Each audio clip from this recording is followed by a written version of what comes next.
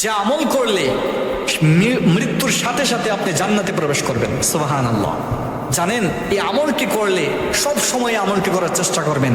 একটি মাত্র আমল আজকে আপনাদেরকে বলে দেব, যে আমলটি করলে সাথে সাথে আপনি মৃত্যুবরণ করার সাথে সাথে আল্লাহ রাব্বুল আলামিন জান্নাতে প্রবেশ করে দিবেন। রাসূল আকরাম সাল্লাল্লাহু আলাইহি ওয়াসাল্লাম বলেন, ওই ব্যক্তি জান্নাতে প্রবেশ করার মাত্র একটি বাধা রয়েছে, সেই বাধা অতিক্রম করলে সেই জান্নাতে প্রবেশ করবে।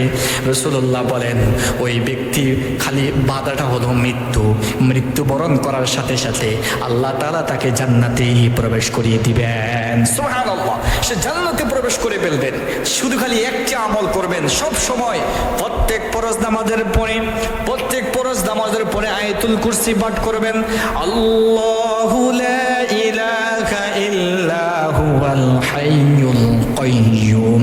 এভাবে আপনি আয়াতুল কুরসি যারা পারেন না শিখে নেবেন, আয়াতুল কুরসিটা পাঠ করে নেবেন। আল্লাহ রাসূল সাল্লাল্লাহু আলাইহি ওয়াসাল্লাম বলেন, যে ব্যক্তি প্রত্যেক ফরজ নামাজের পরে আয়াতুল কুরসি পাঠ করে আল্লাহ তাআলা তাকে জান্নাতে নিয়ে যাবে, অবশ্যই জান্নাতে প্রবেশ করাবে। শুধু খালি জান্নাতে যাওয়ার বাধা হলো একটা, মৃত্যুবরণ করবে, সে জান্নাতে চলে যাবে। সুবহানাল্লাহ। অতএব এই আমলটা বেশি বেশি করার চেষ্টা করবেন। রব্বুল আলামিন আমাদের সকলকে আমলটা করার তৌফিক দান করুন।